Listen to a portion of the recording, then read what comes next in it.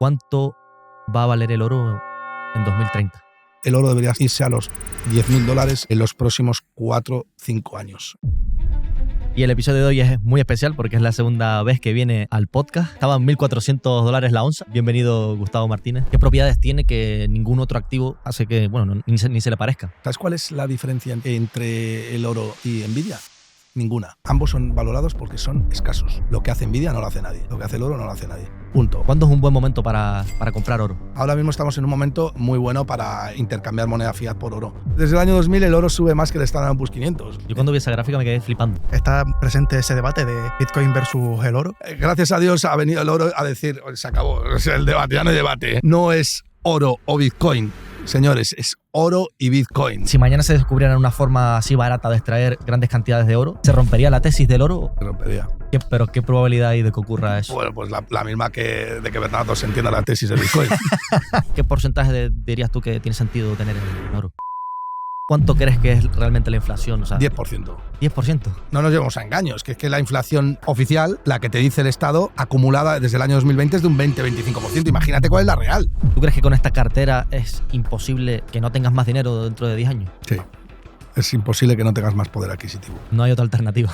No, estamos hablando de dinero duro, dinero de verdad. Más del 70% de las personas que consumen nuestro contenido no están suscritas. Con un simple gesto, apoyas nuestro contenido, nos permites mejorar todavía más el podcast, traer a más profesionales del mundo de la inversión y aportarte aún más valor. Dicho esto, disfruta del episodio. Entonces, para empezar, lo que me gustaría un poco preguntarte es qué le vamos a aportar hoy a la audiencia con este episodio para que se quede hasta el final con nosotros. Bueno, últimamente salgo en muchísimos sitios, así que no sé si intentaremos darle un plus, ¿no?, de valor, ¿no? Más que nada porque vosotros ya le dais, yo creo, valor a la audiencia por vuestro enorme trabajo, que estáis haciendo un gran trabajo. Yo te decía, Out of the Record y DAFE, ¿no?, que creo que has entendido muy bien la inversión para el joven que eres, y eso es fundamental. Yo leo a muchísima gente y muy poca gente tiene esa visión que hay que tener sobre la inversión, que es un sentimiento, yo diría, que con el que se nace, ¿no? Y luego ya. Luego, pues te agradezco mucho que hayas dicho lo de la cotización de 1.400 porque a veces se olvida, ¿no? Fíjate que has dicho en la presentación un activo milenario. Sin embargo, muy pocos supieron ver que desde esos 1.400 iba a iniciar un rally que lo ha llevado a multiplicar por 3 prácticamente. 1.400 hasta los 4.300 que está actualmente spot es casi una rentabilidad del 200%, ¿no? Fíjate, es curioso, ¿no? Es curioso que un activo tan milenario, tan importante, que tiene una capitalización bursátil de 29 trillones de dólares, en aquella época cuando hicimos el primer podcast estaba en 14 trillones, seguía siendo una bestialidad, ¿no? Pero ahora es muchísimo más bestial, pues que nadie supiera entender, ¿no?, a estas alturas la importancia que tiene. Fijaos qué cura de humildad está dando el oro, estos 2 o 3 últimos años, con lo que le habían atacado también mucho desde el lado de Bitcoin. Fijaos lo importante que es tener activos reales tan escasos, tan raros, ¿no?, tan puntos focales, tan estratégicos como el oro en una situación de tanta expropiación, ¿no?, a nivel sociedad como la que estamos padeciendo, ¿no?, padeciendo, ¿no? Así que mira, has hecho una entrada triunfal, ¿no? Ya no me acuerdo ni la pregunta que habías hecho, pero quería resaltar eso. Nada, simplemente que íbamos a aportar a la audiencia hoy con el episodio. Bueno, pues Gustavo Martínez. Sí. Saber mucho de oro, de plata, de Bitcoin. No sé Sí. mucho de eso. Creo que lo que más sé es de cómo se comporta el ser humano y desde luego hacia qué dirección va el ser humano. Eso es lo más importante para entender el resto de la inversión. Porque la inversión, ante todo, son personas queriendo rentabilizar sus ahorros, ¿no? Porque de otra manera el ahorro te lo van a robar, ¿no? Y después de esta introducción, mucha gente pensará que, bueno, como el precio del oro en el primer podcast estaba en donde está y hoy está donde está, dirá, llego tarde, ya no tiene sentido invertir. ¿Qué le dirías a esas personas? Es la pregunta del millón. Fíjate qué fácil sería para mí decir, bueno, mira, yo creo que ha subido mucho, puede que siga subiendo, pero puede que no, en fin. Cubrirme yo también, ¿no? Que no sé, Sí. no estaría mal, ¿no? que yo lo hiciera por un principio de prudencia, pero entonces no sería Gustavo Martínez, ¿no? Y yo soy fiel a mis principios y considero que ahora es verdad que tengo una oportunidad muy buena de colgarme la medalla de oro, nunca mejor dicho, y salir corriendo y decir, bueno, ya he ganado la marca personal, para que voy a seguir mojándome, pero ¿por qué no voy a seguir haciéndolo, no? Yo creo que el oro está iniciando un rally histórico digo porque solamente he vivido, o he visto, estudiado, mejor dicho, analizado, vivido no, porque el primero empecé en 1971 y yo no estaba vivo todavía, pero sí creo que estamos a algo muy parecido a los dos grandes ciclos que ha tenido el oro. El primero en 1971 a 1980 y el segundo del año 2000 al 2012. Probablemente el tercero lo hayamos empezado en el 2021, 2022 y veremos dónde termina y cómo termina, pero desde luego yo siempre pongo un ejemplo que creo que es bastante representativo, ¿no? El que venda oro ahora sería el equivalente a tirarse desde un avión a 10.000 metros de altura y cuando vas por los 5.000 metros vender tu paracaídas. Es decir, te vas a matar. Y si lo vendes cuando quedan 1.000, te vas a matar igual. Es decir, ¿cuál es el mensaje que subyace de esto? Pues que vamos a tener paciencia, ¿no? No nos deshagamos de oro antes de tiempo porque, y si bien es cierto que el ciclo también te puede hacer pensar que hay momentos en los cuales se tiene que llevar más o menos oro, no es el momento de vender oro ahora, ¿no? Ese es el mensaje que subyace de esto, ¿no?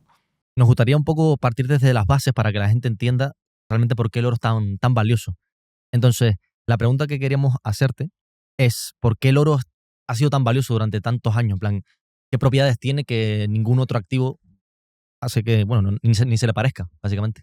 Bueno, es cierto lo que dices, ¿no? El oro, el concepto de oro lo pone el ser humano. Obviamente, si no existiera el ser humano, pues el oro sería una piedra más, ¿no? Y como lo pone el ser humano, pues tenemos que intentar averiguar qué le ha hecho al oro ser tan importante para el ser humano, ¿no? Bueno, pues básicamente que ha sido un equilibrio de Nash. El oro ha sido un punto focal. Un punto focal es el equivalente a que 4 personas distintas les preguntemos en París, que estén en París, y les digamos en qué punto quedáis cada uno, si queréis coordinaros, dónde quedáis, y si todos aceptáis sin saber lo que el otro piensa, os doy 500 euros. Y sabéis dónde irían, ¿no? En París, ¿no? La Torre Eiffel. La Torre Eiffel, sí señor. Eso es el oro. El oro es la Torre Eiffel de los metales, ¿no? El oro es la Torre Eiffel de las commodities. Es decir, es un coordinador de expectativas en cuanto a tráfico de valor futuro se refiere. Es decir, es, digamos que un punto focal que todo individuo elige por sus características, por su condición de escasez, por su densidad, por una serie de circunstancias que todo el mundo elige como commodity apropiada para poder traficar con mi tiempo, mi esfuerzo y mi patrimonio en el tiempo, en el futuro, ¿no?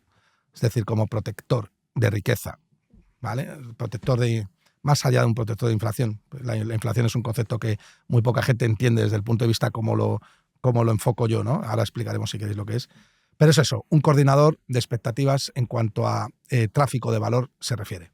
Y que al fin y al cabo somos los humanos los que le conferimos Claro. ese valor. Nos hemos todos puestos de acuerdo en que... Si no existiera el ser humano, el oro sería una piedra más.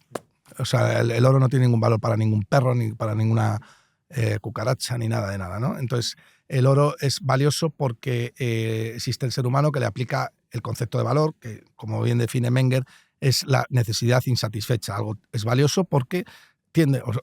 De hecho, lo que satisface nuestras necesidades son los bienes, ¿no? Se llaman bienes porque tienden a satisfacer necesidades que tenemos. Por tanto, cuanto más valor aplicamos a un objeto, más necesidad tenemos de él. Y esta necesidad, a su vez, descansa en la escasez, ¿no? Si tenemos muy poco de eso que satisface nuestra necesidad, tendemos a valorarlo más, ¿no? Pensemos en el ejemplo clásico del aire o del agua y el oro, ¿no? ¿Qué es más útil, el aire, el agua o el oro? Pues oye, es obvio que sin aire y sin agua no podemos vivir ni 2 días. Si no, lo podemos vivir indefinidamente. Sin embargo, es muchísimo más valioso el oro, ¿no? ¿Por qué?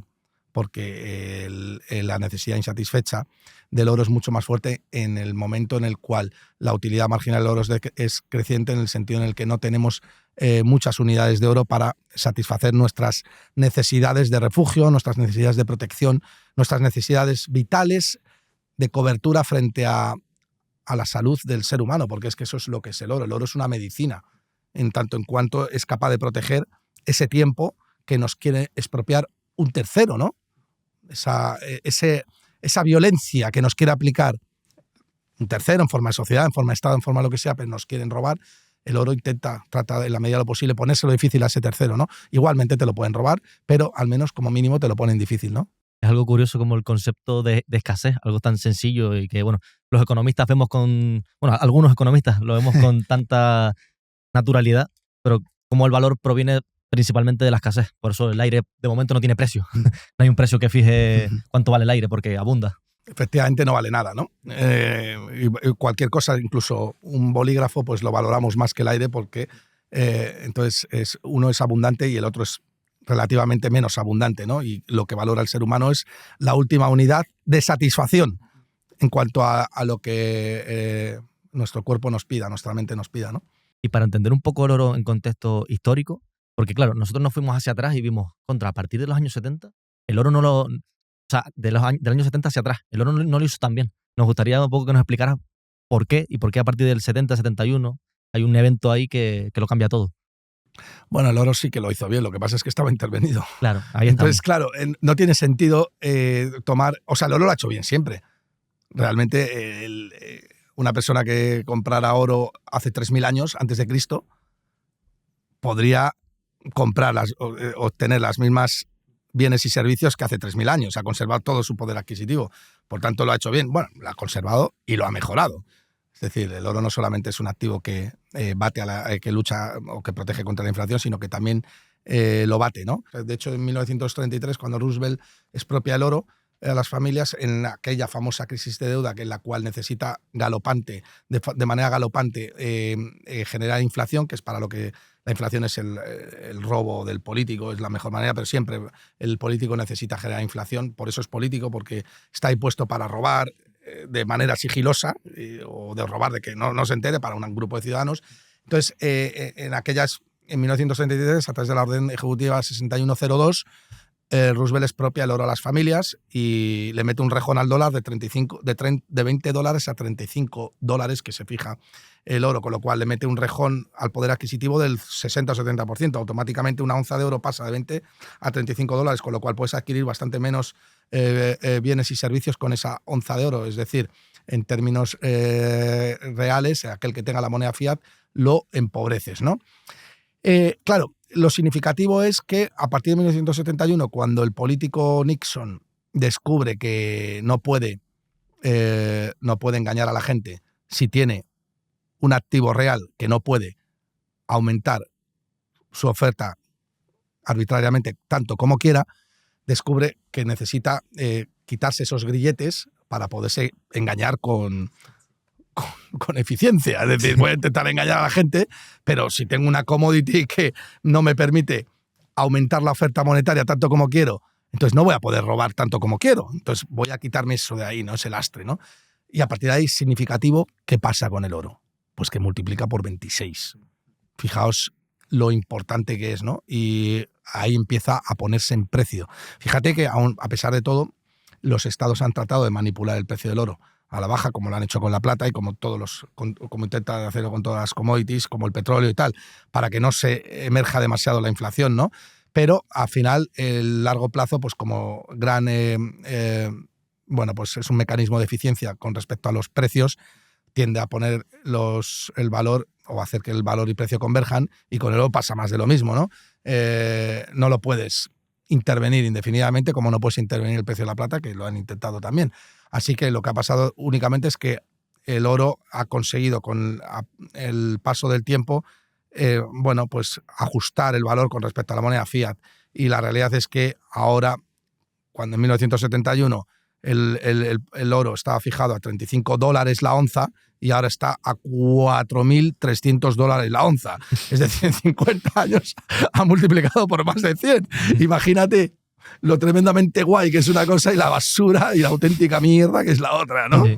Eso es lo que está pasando, ¿no? Que el ser humano, pues como es racional en el largo plazo, pues tiende a valorar con mucha más eficiencia en el largo plazo lo que debería de haber valorado en el corto plazo para que no se lo hubieran robado, ¿no? Es curioso que una piedra que no tiene valor se multiplique por 100 en ese plazo, y mucha gente dice que no tiene valor porque no genera flujos de caja. Entonces, ¿qué es lo que no entiende esa gente cuando dice eso? Pues que no tienen ni idea de valoración.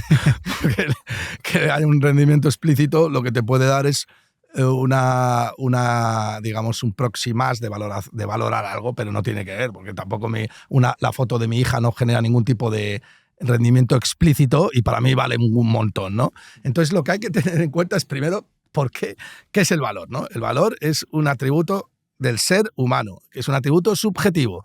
El valor es única y exclusivamente del ser humano y es completamente subjetivo porque las cosas no valen lo mismo, gracias a Dios, para Idafe, para ti, que para mí.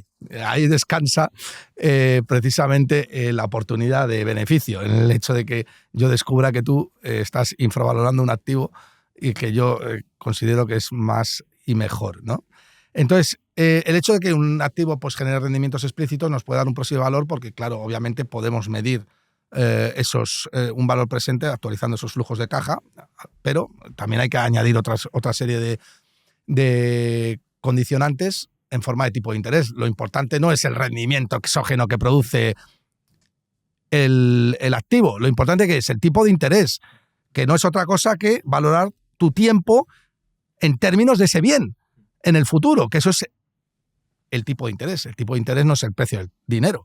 El tipo de interés es el precio de la deuda. Si entendemos la deuda como dinero, podríamos decir que es el precio del dinero. Pero básicamente el tipo de interés es el precio del tiempo, que es lo que te roban cuando genera inflación un Estado. Tu tiempo, tu esfuerzo, tu vida, tu libertad. Eso es el tipo de interés. Por tanto, lo que cuenta a la hora de valorar un activo, sobre todo cuando es un activo que tiene rendimientos explícitos o se da en forma de intercambio incompleto, es decir, no se genera el intercambio directo, sino intercambio indirecto, lo que tenemos que valorar es el tipo de interés asociado o el valor de tu tiempo en relación con ese activo. Y eso, ahí descansa pues todo lo que tiene que ver con la valoración, que está relacionado más bien pues, con el tipo de interés que engloba absolutamente todo. Es una medida de riesgo que engloba todo: tiempo, inflación, riesgo de contraparte, riesgo de mercado, etcétera, ¿no?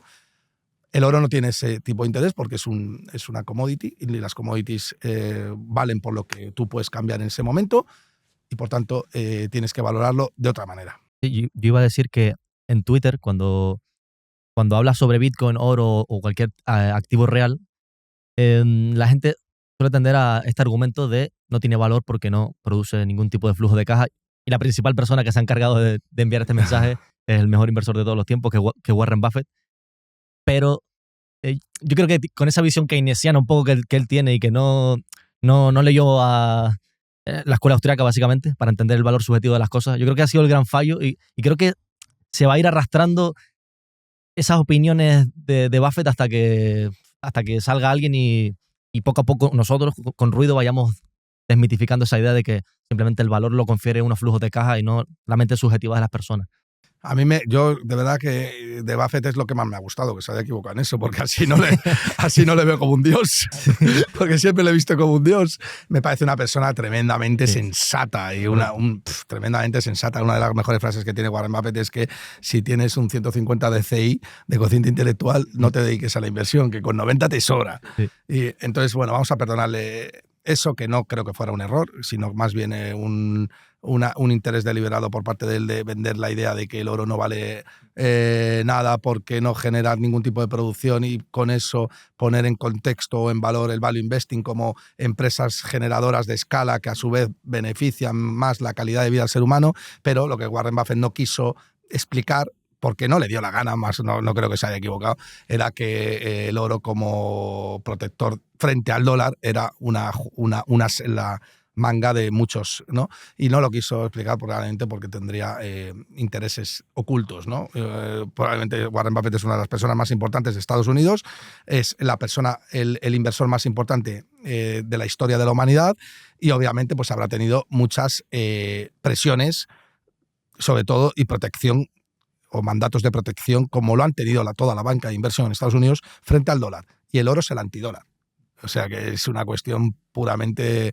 Yo prefiero pensar eso porque Warren Buffett es un tío... Es que me cuesta creer que una persona tan inteligente no lo termine de y tan sensata también, sí. ¿Sabes? Más que inteligente. Le han copiado, otros grandes gestores con los que yo he hablado y muchos les preguntas ahora, ¿por qué no compras oro? Bueno, es que no produce nada. Bueno, bueno, que no te produzca, que no te venda, no puedas, digamos, tener un balance de situación en el que veas una serie de ventas o una cuenta de pérdidas y ganancias, el que veas las ventas, el coste de las ventas, etcétera, etcétera, y puedas medir eso y traerlo al presente, no significa que no te produzca nada. ¿Cómo no te va a producir?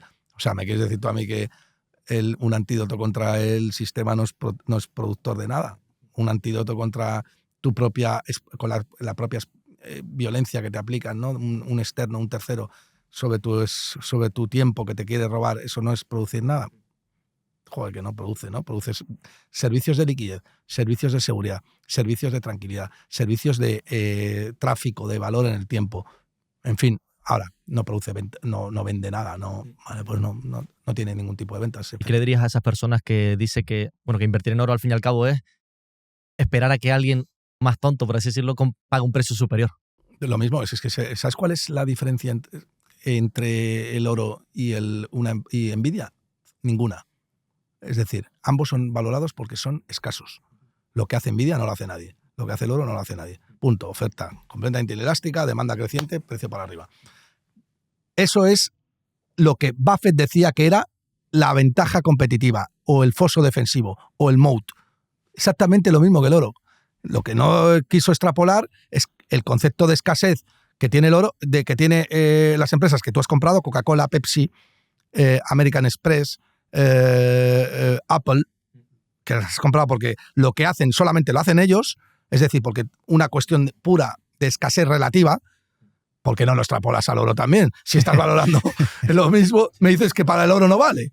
¿Por qué? O sea, es un concepto completamente absurdo, ¿no?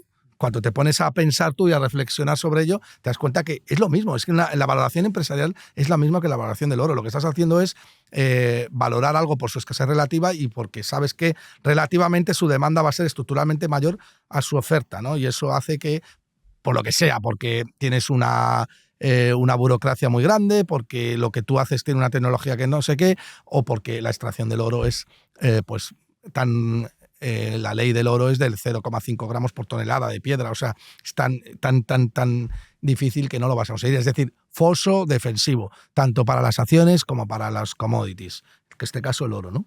Sí, es como decir que un Rolex, cuando saca una edición limitada de 5 unidades, no tiene valor. O un Picasso, ¿no? Dice, no, es que no vale nada porque, claro, no ha vendido peras, sí, o no ha vendido iPhones. Qué tontería es esa, ¿no? Te quería comentar ahora a nivel práctico, para que la gente un poco se ponga en contexto y sepa cómo ubicarse, en qué punto temporal con el oro está. ¿Cuándo es un buen momento para comprar oro? Ahora, sin duda. ¿Por qué? O sea, ¿en qué escenario? Fíjate que un farsante, un Pedro Sánchez, sabe lo que diría. Que ahora no compres oro, que ha subido mucho y tal, y dedícate a otras cosas. Y esto yo creo que ya un 200%, y que haces cosas de puta madre, porque claro, ya tienes tu marca hecha y tal y cual, y no te mojas. Pero ¿por qué no? Vamos a seguir mojándonos. Ahora mismo estamos en un momento muy bueno para intercambiar moneda fiat por oro. Por el contexto macroeconómico en sí. Claro, sí. O sea, realmente la tesis del oro descansa todo en macroeconomía, porque la microeconomía es difícil de aplicar en tanto en cuanto, pues lo que estamos diciendo aquí, ¿no? Pues no se generan flujos de caja, no hay competidores claros, no hay clientes, o no es lo mismo que valorar una compañía, aunque su naturaleza parta de lo mismo, que es tratar de entender el concepto de escasez y relativa, y a través de eso, pues el foso defensivo que tiene cada activo, ¿no? Entonces, para mí, la pregunta que uno debería hacerse ahora no es tanto sí, uno debe pensar, vamos a ver, algo de lo que me hizo comprar oro a mí hace 2 o 3 años ha cambiado para que yo deba de venderlo ahora. Porque la gente dice, no, es que, claro, es que esto ha subido mucho, ¿no? Mi pregunta no es por qué ha subido tanto, ¿no? Mi pregunta es ¿por qué no ha subido más? O sea, es la pregunta que alguien debe de hacerse, ¿no? ¿Por qué esto no está subiendo más? O sea, todo aquello que me hizo a mí ponerme la venda o el antídoto frente a una expropiación exagerada que estamos viendo ahora, o algo que te hace pues gastarte hoy en día 10 euros en un desayuno, que es inflación pura, ¿eso está cambiando? ¿O se están tomando medidas para que eso cambie? Es decir... Esa es la tesis del oro. O sea, de una manera en cual se explica muy sencilla, sí. Quiero decir, hay en el sistema hay indicios de que la responsabilidad haya venido al ser humano para quedarse y por tanto el ser humano no tenga necesidad de expropiar a otro vía sea como sea, porque la inflación es un robo que se hace de manera oculta. Como yo eso no veo que cambie, entonces, ¿cómo voy a vender oro? Si ese es el único protector de todo esto que os estoy contando, son las metales, ¿no? En general las commodities, pero sobre todo los metales, y dentro de los metales ese punto focal que hemos hablado, que es el oro, esa Torre Eiffel, ¿no? De la que hemos hablado al principio. Si eso no ha cambiado, ¿por qué vas a vender oro? Si tu proxy de valoración es ese, porque no tenemos un proxy de valoración explícito como un dividendo, un cupón o un alquiler, ¿no? ¿Hay algún entorno en el que no tenga sentido tener oro en cartera? Sí, claro. O sea, yo creo que sentido tiene siempre, pero sí que hay entornos en los cuales, obviamente, no debemos de tener la misma cantidad de oro. Pues como todo, el oro está sometido a volatilidad y a coste de oportunidad. El coste de oportunidad de llevar oro no es el mismo cuando el Standard & Poor's 500 está cotizando a 25 veces beneficios, como ahora, que cuando está cotizando a 14 veces beneficios. Porque, obviamente, tienes mucho más apalancamiento operativo en las empresas del Standard & Poor's 500. Es el caso del año 2012, ¿no? Cuando empieza a caer el oro y el Standard & Poor's 500 inicia un ciclo bestial, ¿no? Desde los mínimos del año 2009 en 600 hasta los 7.000 casi actuales, ¿no? O sea, obviamente el oro no es, o sea, no hay que ser talibán en la inversión. En la inversión aquí no nos hemos casado con nada. O sea, cuando hay que pegarle una patada al oro se la pega, y a la plata de lo que sea, porque hay distintas partes del ciclo. Entonces yo creo que la parte del ciclo en la que estamos ahora es un momento propicio para seguir llevando oro. Desde luego buy and hold como mínimo. Si quieres comprar más, ¿vale? Pero como un mínimo hay que mantener. Y luego ser conscientes de que el oro está sometido a volatilidad a largo plazo y que no todos los ciclos son iguales. Entonces, obviamente, pues habrá momentos en los cuales habrá que llevar menos oro. O sea, jugar un poco con los pesos en cartera en relación a otro tipo de activos, ¿no? Exactamente, es como todo en la vida, ¿no? Te tienes que poner la misma cantidad de suero o beber la misma cantidad de cafeína todos los días. Pues no, es que depende un poco de cuál sea. Pero la situación actual es que tienes que tener más escudo. Esto sí que es un verdadero escudo social, ¿no? Más escudo social, ¿no? Y te quería preguntar, ¿cuánto va a valer el oro en 2030? Joder, tú imagínate que lo clavo. Hombre, no te ha ido mal. No me ha ido mal, no, demasiado bien, yo creo. Mínimo $8.500. ¿Cómo llegas a esa valoración? Mira, he hecho un cálculo rápido. El oro lleva subiendo un 11% nominal desde el año 2000, ¿vale?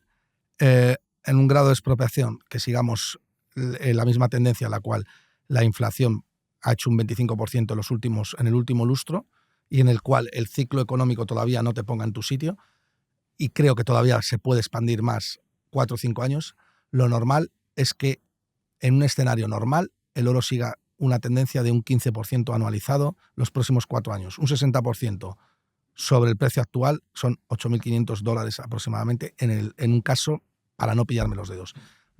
Para mí, y esto ya es una visión personal, es que el oro debería irse a los $10.000, que sería hacer un por 2 de estos niveles aproximadamente, los próximos 4 o 5 años. Es decir, en el 2030-2031 deberíamos de estar viendo el oro cotizando a los $10.000. Esto tomando la rentabilidad nominal anual desde el año 2000. Es decir, que no he hecho ninguna magia rara, o sea, es una cosa súper sencilla. Es decir, desde el año 2000 el oro sube más que el Standard & Poor's 500, o sea, que paga dividendos. Yo cuando vi esa gráfica me quedé flipando, o sea, porque no tenía en tanta consideración el oro como tal. Nadie la tenía, ni siquiera yo. Yo cuando me puse a estudiar el oro fue en el año 2020, 2019 y tal, y luego empecé a descubrir, me quedé flipado, ¿no? A ver, hay una correlación muy clara entre el oro y el PIB nominal, que es, obviamente, el crecimiento del PIB marca un poco el crecimiento de la riqueza. Cuanta más riqueza hay en el mundo, más necesidad de cobertura de esa riqueza existe, y además el PIB nominal lo bueno que tiene es que te dice cuán de esa riqueza está creciendo con deuda. Por tanto, el PIB nominal desde el año 1971 es aproximadamente un 8 o 9%, y lo que sube el oro desde 1971 es aproximadamente un 9% nominal. Como mínimo, tomar esa métrica y haces una sencilla capitalización, teniendo en cuenta los precios actuales, capitalizas y te da que el oro en el año 2030 debería estar en $8.000 como poco, ¿no? O sea, pero eso es un escenario muy básico. Quiero decir que lo normal es que se vaya muy por encima, porque luego hay que pensar que el oro, hoy estamos hablando aquí de escasez, ¿no? Cada vez es, o al menos el concepto de escasez, se va instalando más en el mainstream del ser humano y entiende que el oro es un activo que no solamente es escaso, sino que además la finitud del oro está llegando, ¿no? Es decir, ¿cuánto queda por extraer de oro, no? Cada vez es más difícil. Yo digo, estuve en junio en una minera en Argentina, una minera cuyo dueño es amigo mío y me invitó a su minera de oro, que es español, no voy a decir el nombre, pero vamos, es una minera que vale miles de millones de euros. Y entonces, oye, tienes que ver lo difícil y cómo las pasan de mal para conseguir extraer oro con toda la tecnología que hay, ¿no? Para que os hagáis una idea, son aproximadamente open pit, que es si lo haces es un cráter y haces voladuras controladas, aproximadamente el nivel de extracción es de 0,51 gramos. Si lo que haces es perforar, que es muchísimo más caro, para que te salga rentable es a partir de 1,5 gramos. 1,5 gramos sobre tonelada de piedra. Es decir, lo que encuentras es 1,5 gramos sobre una tonelada de piedra. Puesto en contexto, imaginaros un frigorífico en el cual metiéramos 1000 botellas de 1 litro cada botella de agua. Lo que buscas es una gotita de una de esas botellas, de esos 1000 botellas que hay en el frigorífico. Eso es la minería. Y además es prueba y error. Sí, sí. Puede que no la encuentres. A mí lo que me fascina es que hayan seres humanos coordinándose, gastando recursos para extraer esa piedra. O sea, si no ves el valor en eso, es como... Sí, es alucinante, pero además es que tienes que tener el precio del oro en determinados niveles para que te salga rentable, pero tú mete ahí los ahorros de tu hijo. Oye, mira, no, es que le dices a tu mujer, dice, mira, es que vamos a meter los ahorros de la universidad del niño aquí en mira, que es que me ha dicho este tío que ahí hay oro. Pero no me lo ha asegurado, porque claro, dice el ingeniero que puede ser, pero puede ser que no. Vamos a meter nuestros ahorros y a ver si hacen, le meten ahí, pum, le ponen a excavar y resulta que no hay nada. ¿Y qué más recursos por gusto si no hay nada? No, es que has perdido todo tu dinero. O sea, imagínate lo difícil que es esto. Es que es una cuestión muy complicada, ¿eh? Y hablando de mineras, ¿cuál es la mejor forma de comprar oro? ¿A través de oro físico, ETF o de forma indirecta con mineras? Bueno, exactamente. Es que mineras de oro es un negocio completamente distinto al oro, ¿no? Y no tiene nada que ver. La minera de oro no te protege contra nada. Lo que pasa es que, claro, es una empresa y la minera de oro es una empresa donde hay personas que están comiéndose la cabeza por encontrar oro, donde hay una cadena de producción y donde, por tanto, hay unos beneficios que pueden ser apalancados operativamente si el precio del oro, que es la materia prima, pues sube mucho. Entonces, para que os hagáis una idea, los costes medios aproximados de la extracción de oro vienen a ser cubiertos por unos $1.500, $1.600 cada onza. A partir de $1.500, $1.600 la onza, te sale rentable producir oro, ¿no? Bueno, entonces tienes que tener en cuenta pues, que los costes de una minera asociados, los all-in sustaining costs, costes de caja, tienen, pues son de bastantes millones de dólares al mes, ¿no? Entonces, las mineras de oro son un negocio muy complicado que para mí a largo plazo son mal negocio, a corto plazo pueden ser un gran negocio como este año, ¿no? Este año, pues, joder, han volado. O sea, han hecho un por 100% de rentabilidad, la gran mayoría. Junior 2 por 2 por 3 por 4, yo me he inflado con las minas de oro. Y además fue una tesis que también dije mucho y he contado de una manera proactiva, ¿no? Mineras. Yo me acuerdo que además recibía muchos comentarios de trolls, porque Barrick Gold, que fue una de las que dije también, que por cierto la llevan algunos fondos también, no solamente, estaban 14, 15 y ahora se ha ido a 40 y pico, ¿no? Bueno, era una posición que yo creo que era clara. Lo que pasa es que mucha gente no vio en las minas de oro la tesis de inversión. La tesis de inversión de las minas de oro estaba o descansaba en que parte del mercado se diera cuenta de que el oro había iniciado un tercer gran ciclo alcista, ¿no? O que por lo menos estaría estructuralmente cotizando por encima de los $2.000 la onza, ¿no? Entonces muchos veían el dedo y no veían dónde apuntaba el dedo y se pensaban que el problema de las minas de oro era que la inflación, que la deuda, que etcétera. No, el problema de las minas de oro es que el mercado se creyera que el oro iba a estar estructuralmente por encima de $2.000 la onza, como así fue, ¿no? Pero yo no tengo nada que recomendar con respecto a mineras de oro, salvo que alguien tiene que entender muy bien la tesis de inversión de las mineras, que tampoco es difícil, pero que hay que entenderla bien. Y es otro tipo de inversión muy distinto. El que quiera protegerse debe de comprar oro, ya sea en ETF, oro físico, sobre todo oro físico, ¿no? Y un patrimonio que tú dirías que es como, a partir de este patrimonio tiene sentido gastar una serie de dinero, miles de euros en custodia de oro físico, o cualquier persona debería comprar oro Fíjate físico. que la custodia de oro físico tampoco es tanto, ¿eh? ¿Mm? Quiero decir que las cajas fuertes las puedes alquilar por 500 Vale. euros al año, 600 una caja fuerte así y así, te da para meter un lingote así y así, que son 40 millones de euros. Mm. Fijaos, es que claro, una de las grandes propiedades del oro, por lo que hemos dicho que era la Torre Eiffel, era que es tremendamente denso. Es decir, que sea denso significa que es muy valioso en muy poca cantidad. O sea, tú te pones un lingotito aquí de oro de 1 kilo, son más de 100.000 euros. Si lo tienes aquí en la mano, te lo metes aquí, pum, y nadie se entera. Y son 100 y pico mil euros. Que un taco de billetes de 100.000 euros aquí no lo podrías llevar, ¿sabes lo que te digo? Bueno, a lo mejor en un reloj un Rolex de 100.000 euros, pero... entonces... quiero decir que tampoco es tan cara la custodia del oro. O sea que alguien que tenga un lingote de 100.000 euros se lo puedes guardar en cualquier lado. Es muy difícil que te... lo bueno es que tienes el oro, tú tienes un jardín de tu casa, haces 1 metro de tal, lo metes ahí al lado de la caca del perro que hizo hace 20 años, nadie se entera de que lo tienes ahí. Y encima es que, ¿sabes lo que pasa? Que el oro, como no se corrompe, estaba pensando en el gobierno, como no se corrompe, no sé, perdonad, como no se corroe y no se destruye, por eso es punto focal, pues entonces lo puedes esconder muy bien, ¿no? O sea y es una cosa que te va a valer más cada vez que pasa, cuanto más tiempo pase, ¿no? Eso lo hablábamos en el avión. Tipo, tiene mucho sentido comprar oro físico y en lugar de autocustodiarlo en una caja fuerte y demás, te vas al monte en alguna tipo de finca que tengas y literalmente tiene millones de euros escondidos debajo de un... Tú tienes una finca de lo que sea, pero una parcela, no falta que seas aquí un terrateniente, pero tienes una de 150 metros, tú te haces uno ya 2,5 metros en no sé dónde, lo metes ahí en una caja y eso no... ¿Quién coño va a saber que hay ahí algo, sabes? Imagínate si luego, como el oro es el material más fungible que hay y muy divisible, imagínate si ya no te quiero ni contar si en vez de 1 kilo tienes 1.000 gramos o 100 gramos y empiezas a oye, que eso son... Luego no es que no me he acordado dónde lo he puesto. Bueno, peor es si se te olvidan las claves de Bitcoin. Sí. O sea, que ahí por lo menos no te acuerdas uno, pero los otros 80 los aparecen, ¿sabes? O sea, que formas de guardar el oro hay muchas y buenas. Y o sea, no creo que sea un gran problema ese, ¿no? Imagino que el mayor riesgo de un ETF de oro es el hecho de que te lo pueden expropiar como... A golpe de clic. Exacto, a golpe de clic, como ocurrió con los rusos.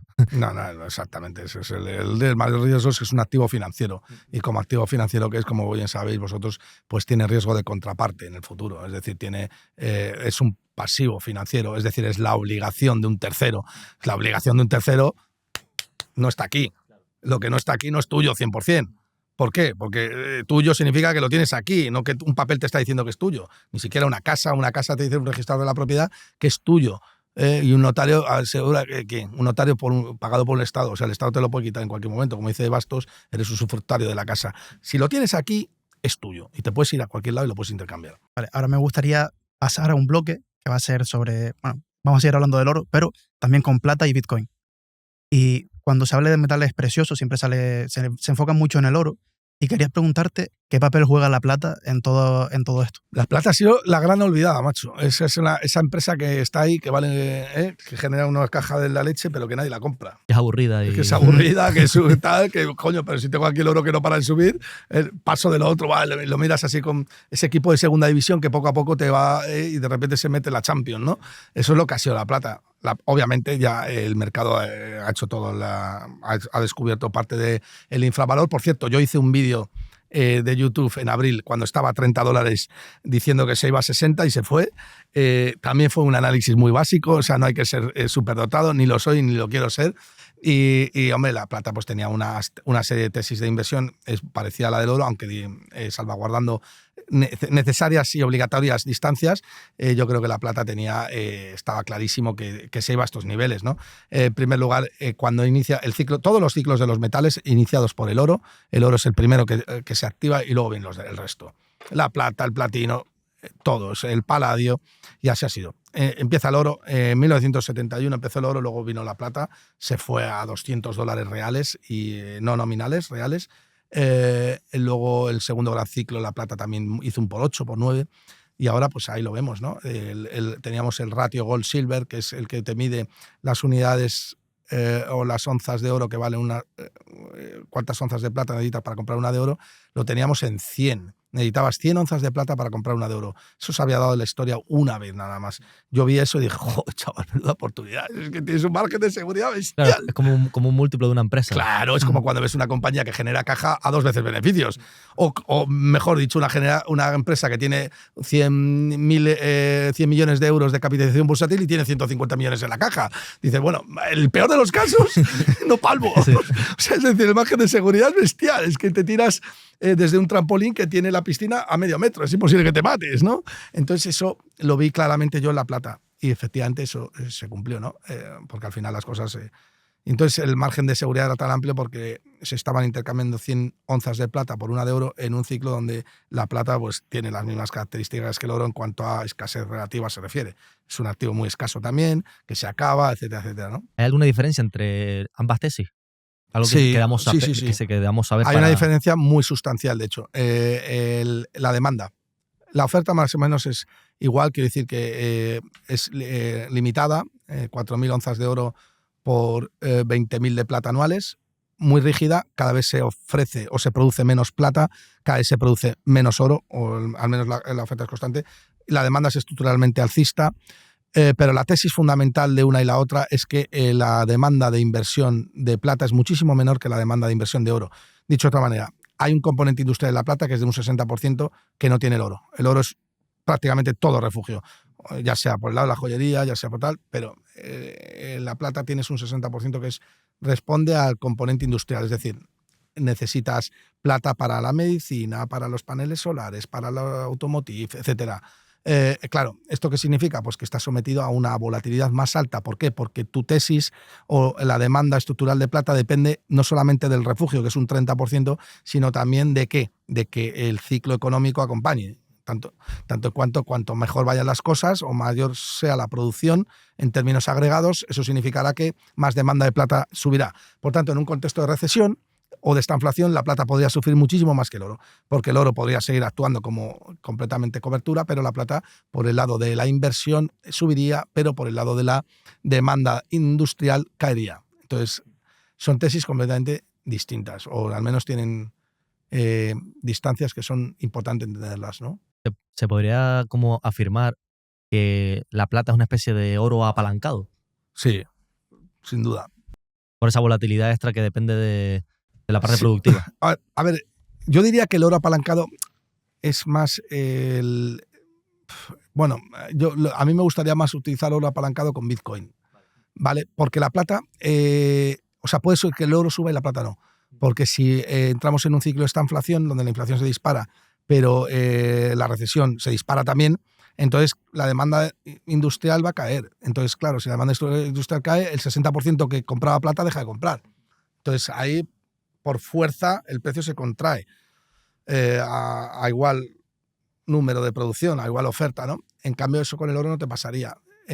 Yo creo que el Bitcoin está más relacionado a lo mejor con oro apalancado, aunque tampoco, porque hemos visto sobre todo este año cómo el oro la saca del estadio y Bitcoin no. Es decir, el oro le ha dado una cura de humildad a Bitcoin, sobre todo a aquellos que no entendían la tesis ni de Bitcoin ni del oro, ¿no? Aquellos hooligan que decían, el Bitcoin va a sustituir al oro y tal y cual, no tenían ni puta idea. Eso es tanto como decir que una stablecoin puede sustituir a Bitcoin porque es mejora tecnológica, ¿no? Pues, y hablando de Bitcoin, está presente ese debate de Bitcoin versus el oro. ¿Crees que son activos contrarios? Lo tengo completamente abandonado ya. O sea, quiere decir que ya me parece hasta nivel bajo sacar ese debate. antes tenía sentido, ahora ya. Ahora ya no. Sí. Yo creo además es que gracias a Dios ha venido el oro a decir, se acabó, o sea, el debate, ya no hay debate. No es oro o Bitcoin, señores, es oro y Bitcoin, ¿no? Y eso ha venido el oro a decirlo, ¿no? Lo que pasa es que hay mucho hooligan también, sobre todo de Bitcoin, ¿no? Y yo lo entiendo también, gente que no ha hecho los deberes, que se ha emocionado con un activo, que ha puesto su dinero ahí, que solamente quiere que suba, pero hay que entender que son activos tremendamente complementarios y es bueno que lo sean también, ¿no? A mí me parece flipante cómo todavía hay personas que afirman, de hecho lo escuché hace poco en Twitter, que Bitcoin es una especie de burbuja, ¿no? Mucha suerte con todos aquellos con el tema de Bitcoin porque, madre mía, y yo en plan, uno, es el activo que más se ha revalorizado en la historia de la humanidad. Entonces ya te está diciendo que el mercado está poniendo atención en algo. Normalmente el ser humano no es idiota. Entonces hay que mínimo prestarle atención. Y luego, cuando ya has sufrido ciclos y ciclos y ciclos de caídas, y no caídas del 10%, sino caídas del 60%, es como... ¿Pero quién dice eso, Bernardo? Y algunos por Twitter, es no, pero es que eso, cuando alguien te dice eso, es que, o sea, directamente, a ver, es como el análisis que puede hacer, pues es que, ¿qué te puede hacer? Es una persona que no ha evolucionado en absoluto, ni en nada, ¿no? De hecho, es populista, se mezcla con estupidez, populismo, ignorancia. O sea, es una caricatura de un individuo profundamente retrasado, ¿no? En todos los sentidos. El que dices, no, pero es que es un retraso real. O sea, el retraso, no me refiero a enfermedad ni nada, retraso en cuanto a que no tienes ni idea de lo que estás hablando. O sea, esa persona no merece la pena que le escuchemos ni un minuto, porque es un tío que tiene que ponerse a hacer los deberes, evolucionar y ver si tiene cura, porque lo mismo se queda tonto para siempre, ¿no? Es que yo creo que es eso, que es como que hay que derribar muchos mitos y enfocarte intelectualmente en comprenderlo. Bueno, aquí estáis vosotros también para, con vuestro canal, difundir el talento, ¿no? La técnica, ¿no? El de la intelectualidad, que también requiere técnica. Te quería comentar ahora, más bien relacionado con el oro, más que con la parte de la plata, pero también se podría decir. Sobre todo argumentos bajistas que hay contra el oro y contra cualquier tipo de activo escaso, vamos a decirlo así, ¿no? Mineral. Si mañana se descubriera una forma así barata de extraer grandes cantidades de oro, del estilo pues minería espacial, meteoritos, que tiene sentido ir a minar ahí, que es barato hacerlo, aumento radical de la oferta porque se descubre una mina en Kuala Lumpur o donde sea, ¿se rompería la tesis del oro o seguiría intacta? Se rompería. Vamos, el primer mente soy yo. Claro, sí, mañana se estrella el jodido meteorito ese del que tanto han hablado. Sí. Y viene con 100 millones de onzas de oro, le meto una... Vamos, meto a toda leche mi oro porque es que se va a ir a uno. Como el agua, como el aire. Como el aire. ¿Pero qué probabilidad hay de que ocurra eso? Bueno, pues la misma de que Bernardo se entienda la tesis de Bitcoin. Es una buena respuesta. Sí. O sea, ¿de qué me estás hablando? De que, es que, vamos a ver, el otro día discutía con un tío que me decía, no, es que, ¿sabes que hay en el círculo de asteroides de Saturno hay oro?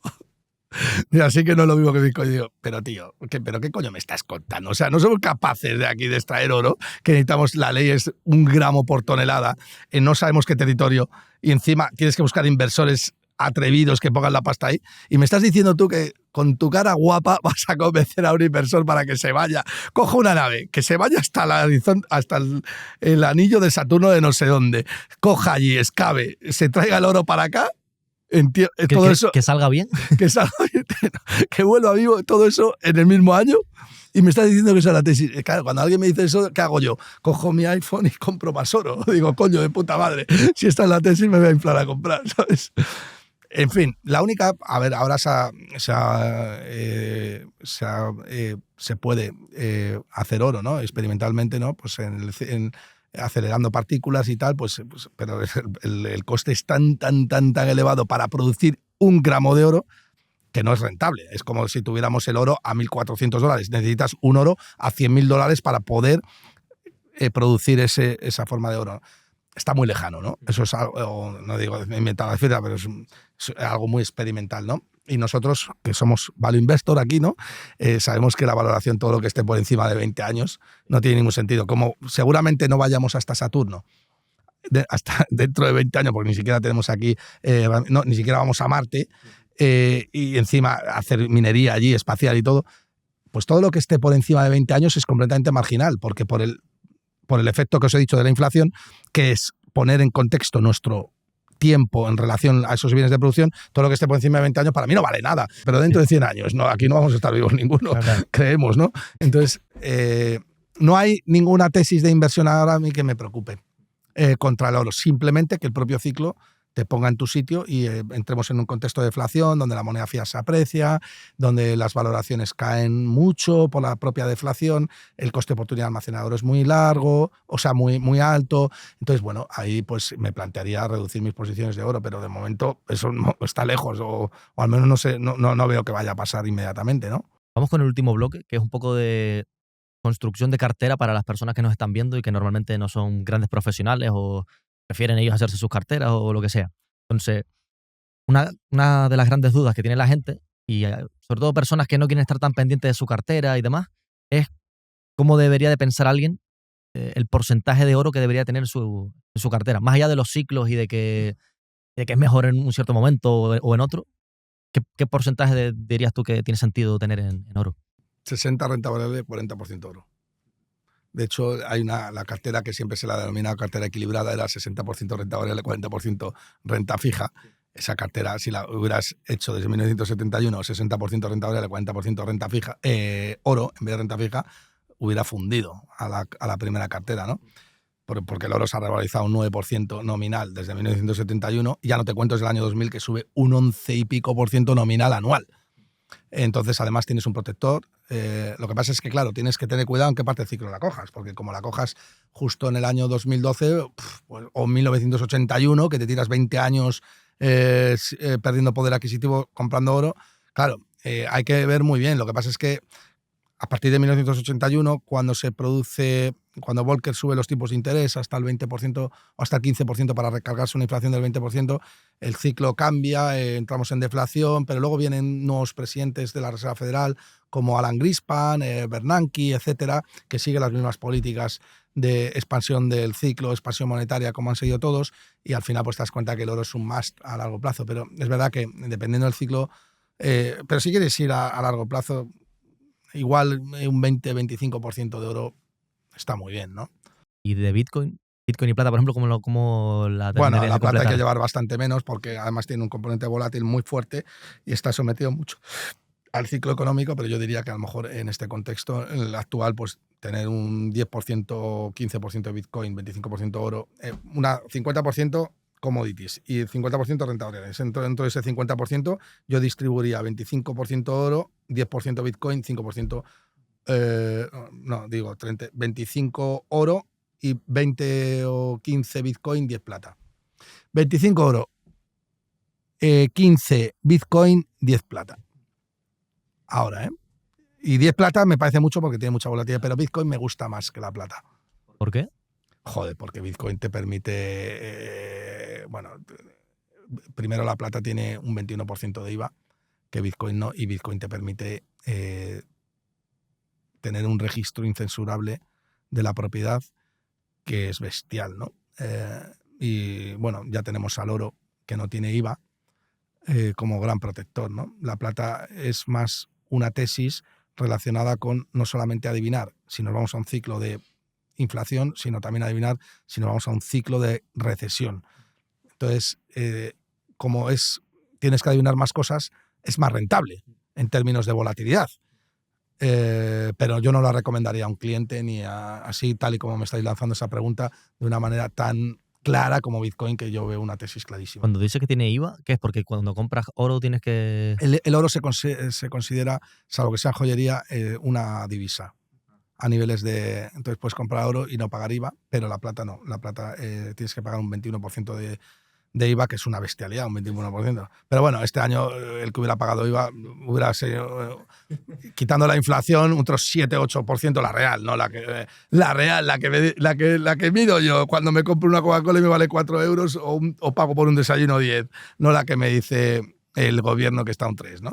Entonces, claro, 21% menos 5% o 6-7 o de inflación, 28, más o menos un 70% de rentabilidad real ha tenido la plata este año, la hubiera sacado del estadio. Nada atada a esa rentabilidad, ¿no? Perdona, porque ahora comentó lo de la inflación real. ¿Tú cuánto crees que es realmente la inflación? O sea, 10%. 10% Sí, real de... seguro, 100%.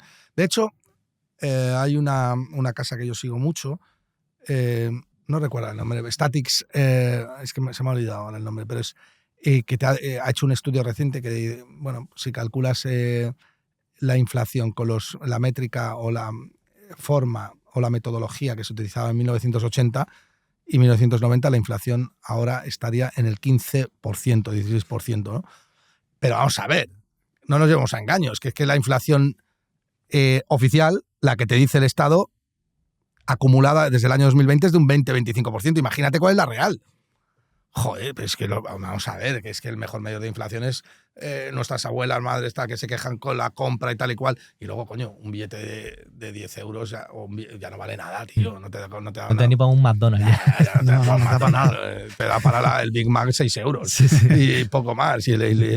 Nada, eso es una clarísima medida de inflación, ¿no? Para mí me funciona mucho. Un billete de 50 euros yo lo asemejo a un billete de 20 de hace 6 o 7 años. Es prácticamente el mismo poder de compra uno y otro, ¿no? Es que un 10% te pones a pensarlo y es duplicar precios a 7 años. O sea, es imposible no invertir. O sea, es una obligación. Sí. La inversión es una obligación porque el ahorro por sí solo es una semilla que se marchita, que se muere si no la inviertes, ¿no? Pero claro, el concepto de ahorro tiene que entenderse como el concepto de diferir consumo presente, pero ese consumo presente que difieres, tu vecino te lo va a robar. Te lo va a robar. Entonces tienes que invertirlo, ¿no? O ponérselo lo difícil para que te lo robe, porque luego te lo roban también. Tú coges, inviertes y Hacienda nada más tal. Vender, ¿qué te dice? 25%, chaval, para mí. O dentro de nada la otra pájara esta de la Yolanda Díaz que dijo ahora un 50% que hay que poner a las... O sea, te lo van a querer robar, ¿no? Porque además a las cosas hay que llamarles por su nombre. Lo que hace el Estado es robar, ¿de acuerdo? Entonces, claro, la inversión, que no es otra cosa que la protección que tú tienes o que exiges sobre tu esfuerzo y tiempo en el futuro, debe ser una inversión que sea en activos que sean difícilmente robables o expropiables. Por tanto, no puedes irte a activos que no sean portables. La vivienda es un activo fijo, un inmovilizado fijo, y eso, como bien dice Bastos, pues tú eres usufructuario de ella, pero en cualquier momento te la pueden expropiar y robar.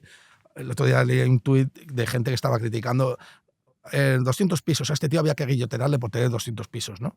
No entiendes absolutamente nada del concepto de inversión, ni de ahorro, ni de nada. O sea, en fin, entonces, como la educación financiera no solamente brilla por las ausencias, sino que aquí, y sobre todo en este país, la gente se esfuerza por ser estúpida, porque yo creo que hay una competición entre la sociedad de ver quién es más tonto, pues tienes que tener cuidado con eso, ¿no? Porque en cualquier momento esa tontería puede aflorar demasiado y te pueden robar de una manera muy violenta, ¿no? Y volviendo un poco con la construcción de carteras, además del oro, el Bitcoin y la plata, ¿hay algún otro activo que creas que es indispensable en una cartera para que esté bien construida?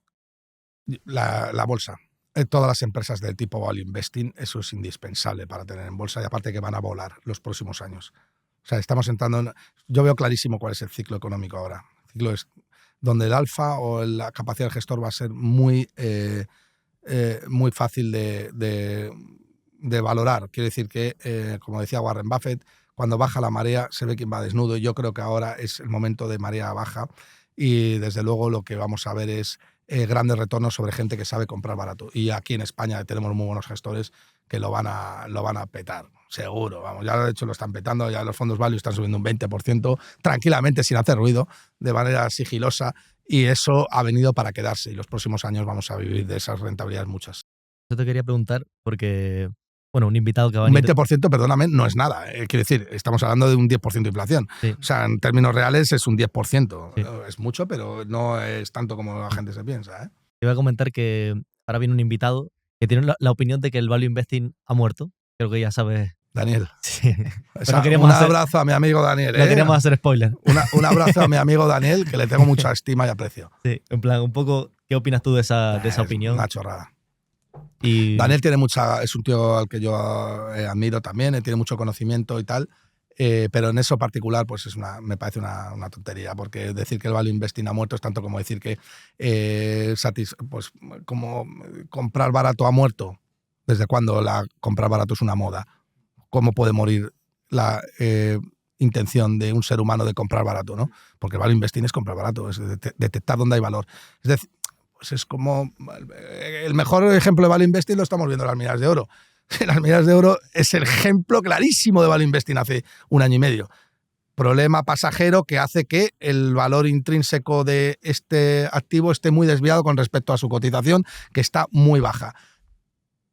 ¿Ha muerto el value investing? Porque yo me he forrado este año con las minas de oro. Claro. Entonces, otra cosa es que Daniel, que lo que ahí yo creo que sí que acierta, diga, bueno, es que ahora el mercado está tan inundado de liquidez que las empresas pues crecen nominalmente y no realmente, pero es que la capacidad del gestor o el talento del gestor es digamos, el atributo que tiene o la cualidad que tiene para identificar qué empresas son capaces de crecer en términos reales a pesar de la inflación. Es decir, trasladar el coste de la inflación al producto final porque el bien es necesario para el ser humano y por tanto tiene una demanda ciertamente inelástica, ¿no?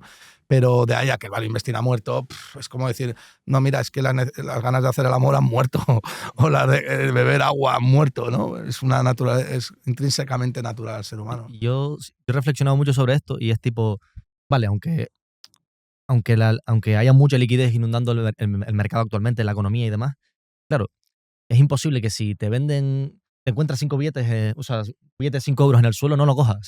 Que es al fin y al cabo el value investing, que es básicamente encontrarte algo que vale 10 por 1 euro. Claro. Entonces un actor privado vendría y compraría eso porque es un chollo. Entonces se pondría en precio.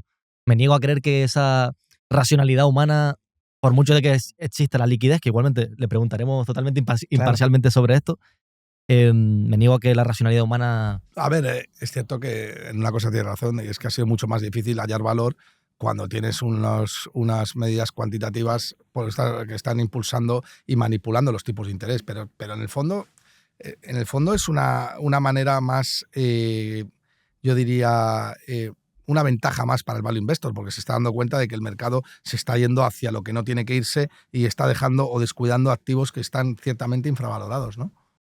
Vale, 2-3 preguntas más nos quedan. Pero creo que esta es muy Yo me lo interesante. estoy pasando muy bien, ¿eh? Yo también. Estaba siendo muy dinámica, muy didáctica. Hemos hablado del oro, la plata, Bitcoin y el value investing. No me acuerdo la proporción exacta, pero la pregunta que te lanzo es, ¿tú crees que con esta cartera es imposible que no tengas más dinero dentro de 10 años? Sí, es imposible que no tengas más poder adquisitivo, seguro, 100%. No hay otra alternativa. No, estamos hablando de dinero duro, dinero de verdad. Lo demás es ficción, como decía JP Morgan, ¿no? Es como comprar cosas escasas. Gold is money, everything else is debt, ¿no? O debt Sí. is everything, o fiat, no me acuerdo cuál es la frase, pero decía, el oro es dinero, el resto es deuda, ¿no? Y eso es más claro y evidente ahora que nunca. Entonces, todo lo que sea activos reales como Bitcoin, oro, plata y tal, es un creador de poder adquisitivo a futuro y un generador, un promotor de poder adquisitivo bestial. Sin duda, no he tenido ninguna duda en contestar esa pregunta. Vale, antes de la última, para aquellas personas que son un poco miedosas, no entienden de economía y demás, y quieran un poco rascar dónde están los problemas, te quería preguntar, pues, ¿qué te preocupa ahora mismo en el mundo, macroeconómicamente hablando o económicamente hablando? Y si esta cartera que hemos hablado que es indestructible nos protege ante esos problemas. Bueno, lo que más me preocupa, sin lugar a dudas, es la falta de educación financiera a nivel... O sea, es impresionante. En España se nota muchísimo más. Fíjate, pero que incluso la propia naturaleza del ser humano te dice, mira, yo no sé lo que es el fuego, pero sé que me quema. Entonces, el propio ser humano que niega la inflación, que niega que el socialismo es un problema y un cáncer y tal y cual, coge y la nota y se va a comprar activos reales, vivienda, por ejemplo, en máximos históricos, etcétera, ¿no? Y eso va a seguir subiendo. A mí lo que me preocupa es la falta de educación financiera y cómo se está extendiendo esta educación financiera en el mundo. De hecho, tenemos a Donald Trump, que el tío se ha puesto a decir que la Reserva Federal tiene que tener los tipos de interés al 1%, Estados Unidos tiene que ser el país con menos tipos de interés de todo el planeta y que él va a poner allí a Hassett y a quien sea para que eso sea así.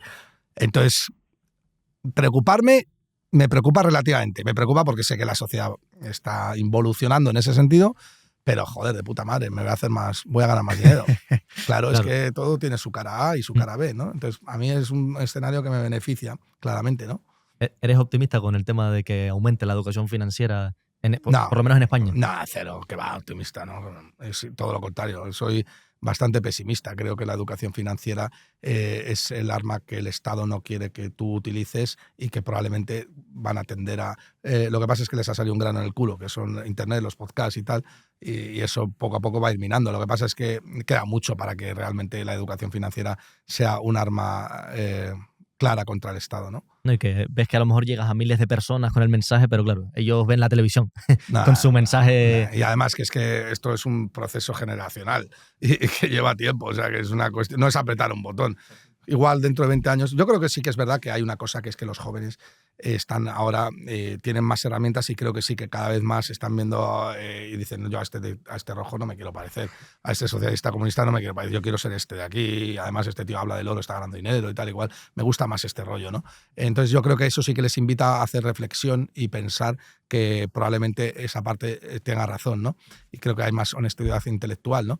Pero sí que veo que el proceso es lento y además hay muchos intereses ocultos. Y para cerrar ya el episodio, si tuvieras que dejarle un único mensaje a alguien que nos ha escuchado hasta aquí para proteger y hacer crecer su patrimonio, ¿cuál sería? Que invierta cuanto antes. Es muy importante que inviertas cuanto antes, porque además lo que tienes, la inversión prematura es, o la variable fuerte del capital compound, esa fórmula que te relaciona el capital presente con el futuro, el capital final es igual a capital inicial por 1 más el tipo de interés elevado al tiempo, lo que te compone ahí es el tiempo. Entonces, una persona que sea joven tiene todo a su favor porque tiene la T, que es lo que compone el tipo de interés. Entonces, lo tiene todo hecho. Es que es mucho más importante una persona con tiempo que una persona con dinero. Es mucho más fácil de llegar a un valor final más alto. Así que cuanto antes que se ponga a invertir, que se ponga a leer, que se ponga a ver episodios como los vuestros y que nos haga caso a nosotros y que se olvide toda la basura de fuera que le van a intentar engañar, se lo van a intentar colar. Es contraintuitivo porque la gente suele pensar que solo se puede hacer dinero con mucho dinero. Y si ves las matemáticas, no es una opinión nuestra, Sí. la fórmula del exponente está en la T, no en ninguna otra variable. El principio básico es la T. Sí. La T. Y de hecho lo más difícil, para hacer 1 millón de euros, lo más difícil es hacer los primeros 100.000 euros. Lo que más tiempo llevas es hacer los primeros 100.000 euros. Luego, los últimos 100.000 euros te los haces en un periquete. De hecho, Warren Buffett era muy claro con esto. Dice, yo hice toda mi fortuna a partir de los 60 años. Toda su fortuna la construyó a partir de los 60 años, ¿no? Somos muy malos calculando el efecto del interés compuesto. Sí, bueno, han procurado que así sea, ¿no? Que no tengamos ni puta idea de lo que es eso del capital compound. De hecho, no se ve en el instituto, se ve mucho más ideología de género o estupideces de esas, pero en la capitalización compuesta no se ve nada. Literal. Es que es acojonante. Entonces, el mensaje final es invertir y, sobre todo, conocimiento. Invertir cuanto antes. El conocimiento no se puede expropiar. Invertir desde ya. Terminas el episodio y te pones a invertir. Entonces, bueno, hasta aquí el episodio. Te damos las gracias porque ha sido muy entretenido y muy didáctico, yo creo. Sí, yo creo que ha estado bien también. Bueno, te agradecemos que hayas vuelto y espero que en un futuro pues, te animes también a ver si volver. para la próxima me llamáis. Cuando esté el oro a 10.000, me volvéis a llamar, ¿no? A ver si es el año que viene y vienes cuanto antes. Como sea el año que viene, se me ponen aquí, porque algo gordo está pasando, ¿verdad? Literal. Bueno, pues muchísimas gracias a vosotros y muchas gracias a vuestra audiencia. Un placer. Y bueno, a la audiencia lo de siempre, darle like al episodio, suscribirse, valoración de 5 estrellas en Spotify y en Apple Podcast. Y como siempre decimos, que la fuerza de Buffett te acompañe. Un abrazo.